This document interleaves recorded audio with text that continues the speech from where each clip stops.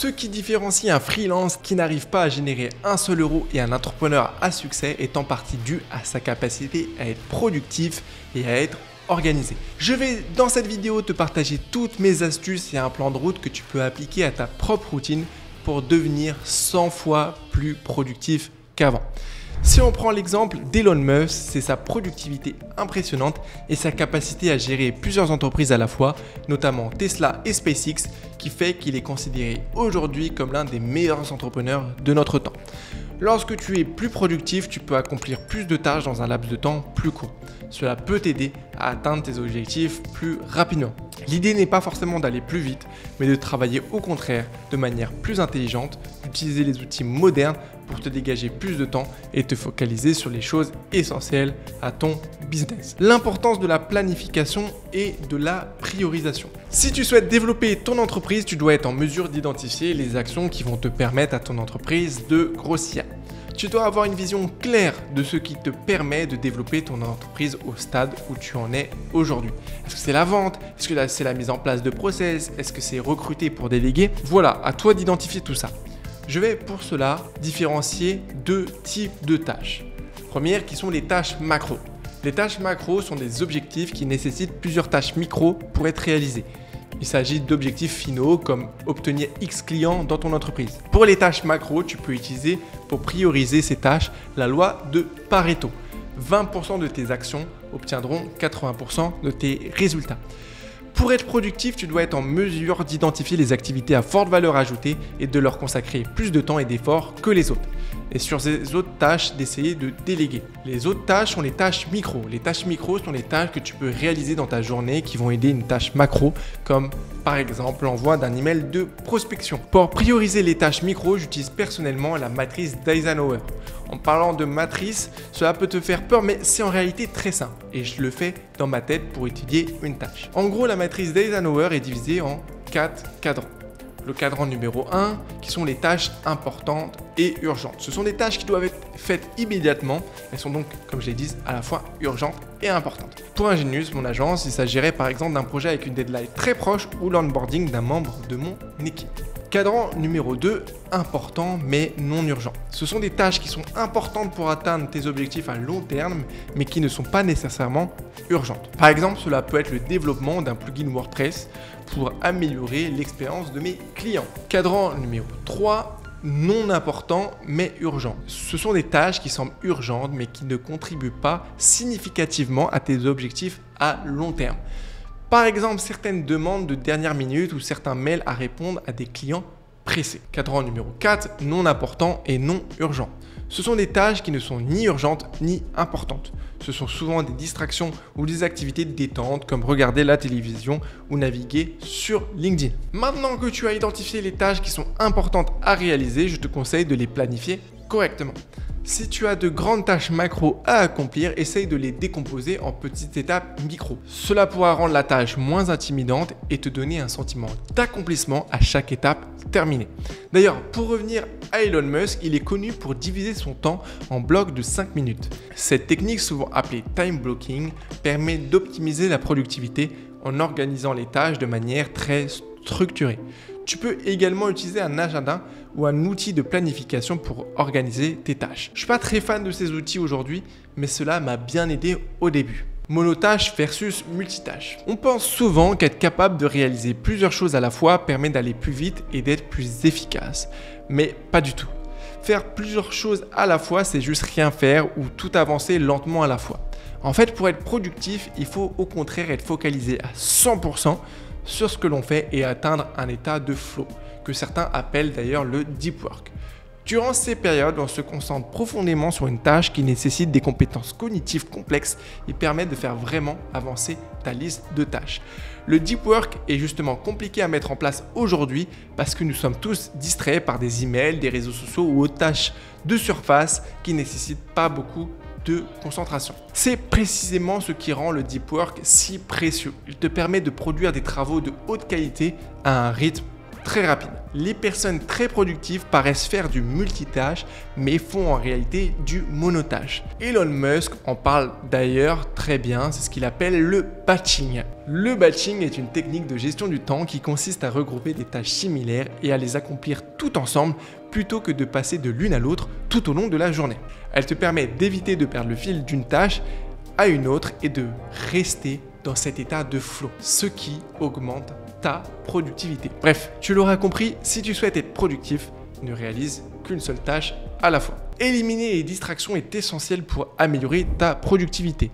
Voici 3 stratégies que tu peux utiliser pour réduire tes distractions. Première étape, crée un environnement de travail propice. Assure-toi que ton espace de travail est propre, organisé sans distraction potentielle. Cela peut signifier ranger ton bureau, utiliser un casque avec réduction de bruit ou travailler dans une pièce calme. Pour ma part, j'utilise des écouteurs, un double écran et un diffuseur d'huile essentielle pour me concentrer. Deuxième étape, éteins les notifications. Les notifications de ton téléphone, de ton ordinateur ou autres appareils peuvent être également une source majeure de distraction. Essaye de les éteindre lorsque tu as besoin de te concentrer sur une tâche. Troisième chose, c'est de pratiquer la pleine conscience. La pleine conscience peut t'aider à te concentrer sur la tâche en cours et à éviter les distractions. En gros, cela consiste à te faire réaliser que ton esprit est en train de se défocaliser de la tâche. Et c'est tout à fait naturel. Ton cerveau cherchera toujours la simplicité, alors à toi de le forcer à le remettre sur le droit chemin. Maintenant, voyons les techniques de productivité. Tu peux, en plus de tout ce qu'on vient de voir déjà, mettre en place des techniques précises de productivité. Je suis personnellement pas très fan de ces techniques, mais je sais qu'elles sont indispensables pour certaines personnes pour avoir une bonne productivité. La technique la plus connue, je pense, est la technique du Pomodoro. Voici en gros comment fonctionne la technique du Pomodoro. Choisis une tâche à accomplir, cela peut être n'importe quoi, une tâche de travail comme une corvée ménagère. Règle un minuteur sur 25 minutes. Travaille sur ta tâche jusqu'à ce que le minuteur sonne.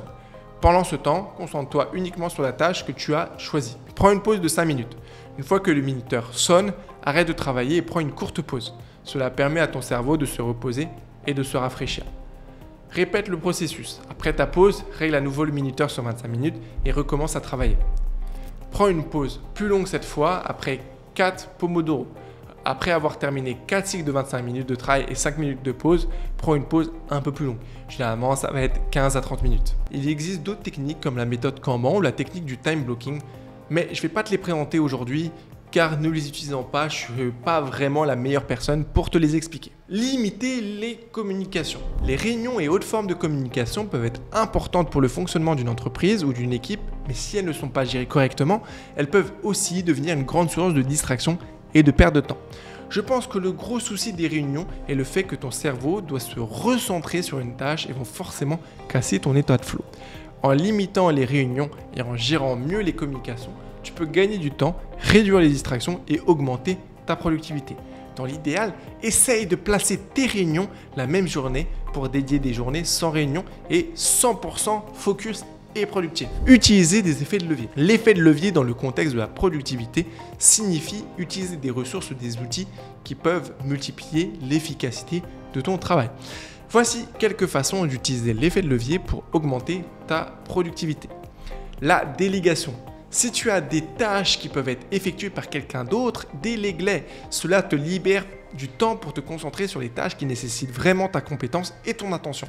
Pour ça, réutilise la technique du Pareto qu'on a vu au début de cette vidéo. L'externalisation. Pour les tâches qui ne révèlent pas de ton expertise ou qui prennent beaucoup de temps, envisage de les externaliser. Par exemple, tu pourrais externaliser la comptabilité, la gestion des réseaux sociaux ou la création d'un site web. D'ailleurs, si tu souhaites faire appel au service de mon agence, bien sûr, le lien est dans la description. Formation et apprentissage. Investir du temps pour acquérir de nouvelles compétences peut sembler contre-productif à court terme, mais à long terme, cela peut te rendre beaucoup plus productif. Par exemple, apprendre à utiliser un nouveau logiciel qui accélère ton travail ou suivre une formation pour améliorer tes compétences en gestion du temps. Enfin, un des meilleurs effets de levier pour la productivité est ta propre santé. Une bonne nuit de sommeil, une alimentation saine et de l'exercice régulier peuvent tous contribuer à améliorer ta concentration, ta mémoire et ta productivité globale. Utiliser l'IA et les bons outils. Utiliser la technologie pour automatiser les tâches répétitives peut tripler voire quadrupler ta productivité. Par exemple, tu peux automatiser les réponses aux emails fréquents, utiliser des outils de planification pour les publications sur les réseaux sociaux ou configurer des rappels automatiques pour les tâches récurrentes.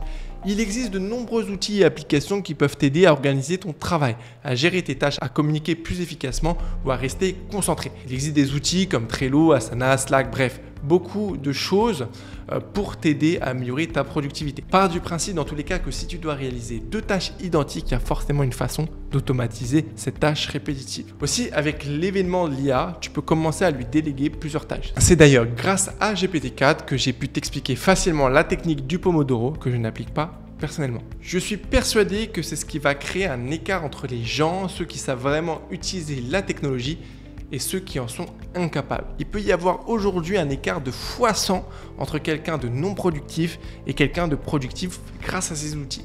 Alors tu as tout intérêt à t'y mettre dès aujourd'hui et à t'améliorer techniquement. Petit bonus pour augmenter sa productivité, se mettre à lire. Bill Gates, Warren Buffett, Oprah Winfrey ou même Barack Obama partagent un secret commun de productivité.